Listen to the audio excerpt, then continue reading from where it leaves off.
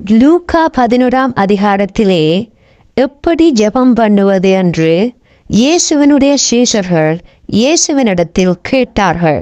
அதற்கு அவர், பரமண்டலங்களில் இருக்கிற எங்கள் பிதாவே, உம்முடைய நாமம் பரிசுத்தப்படுவதாக, இப்படியாக அந்த ஜெபத்தை ஆரம்பிக்க வேண்டும் என்று சொல்லிக் கொடுத்தார். கேள்வி என்னவென்றால், தேவன் பரிசுத்தராயிருக்கிறார். அப்படி பரிசுத்தராயிருக்கிற தேவனுடைய நாமம் பரிசுத்தப்படுவதாக என்று நாம் ஏன் ஜெபிக்க வேண்டும்? தேவனுடைய நாமம் கனம் பண்ணப்படுவதாக என்று நான் சொன்னால், தேவனுடைய நாமத்திற்குரிய கனத்தை நாம் செலுத்த வேண்டும் என்று நீங்கள் அறிந்து கொள்வீர்கள். அதே போல உம்முடைய நாமம் பரிசுத்தப்படுவதாக என்று நாம் சொன்னால், தேவனுடைய நாமத்திற்கு இழுக்கு உண்டாகாதபடி அல்லது தேவனுடைய நாமத்தை நான் பரிசுத்த குலைச்சல் ஆக்காதபடி என்னை வழிநடத்தும் என்பது பொருள். ஏசாயா 29 அதிகாரம் 23 வசனத்திலே, என் நாமத்தை பரிசுத்தப்படுத்துவார்கள், யாக்கோபின் பரிசுத்தரை அவர்கள் பரிசுத்தப்படுத்தி இஸ்ரவேலின் தேவனுக்கு பயப்படுவார்கள் என்று எழுதியிருக்கிறது. தேவனுடைய நாமத்தை நான் பரிசுத்தம் பண்ண வேண்டும் என்றால் தேவனுடைய நாமத்திற்கு நான் பயந்து நடக்க வேண்டும்.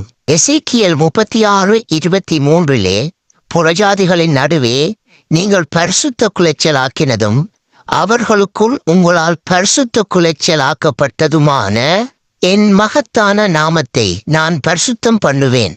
அப்பொழுது புறஜாதிகள் தங்கள் கண்களுக்கு முன்பதாக நான் உங்களுக்குள் பரிசுத்தமாக்கப்படுகையில் நான் கர்த்தர் என்பதை அறிந்து கொள்ளுவார்கள் என்று கர்த்தராகிய ஆண்டவர் சொல்கிறார் என்று எழுதப்பட்டிருக்கிறது.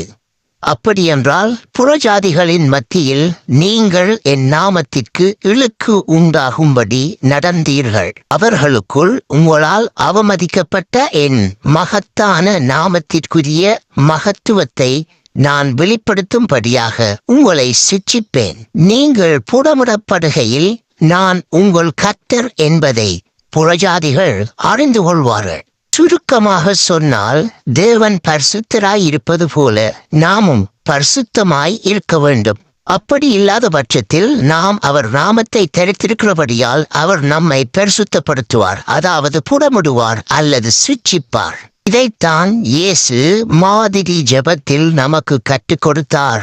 உம் நாமம் பரிசுத்தப்படுவதாக, அதாவது பரிசுத்தமான உம் நாமத்திற்கு நான் எவ்விதத்திலும் பாதகம் உண்டாக்காது இருக்கும்படி என்னை வழிநடத்துவீராக என்பது பொருள். உங்கள் வாழ்விலும் உங்களின் நிமித்தம் தேவனுடைய நாமம் தூஷிக்கப்படாதபடி தேவன் தாமே உங்களை வழிநடத்துவாராக. God bless you.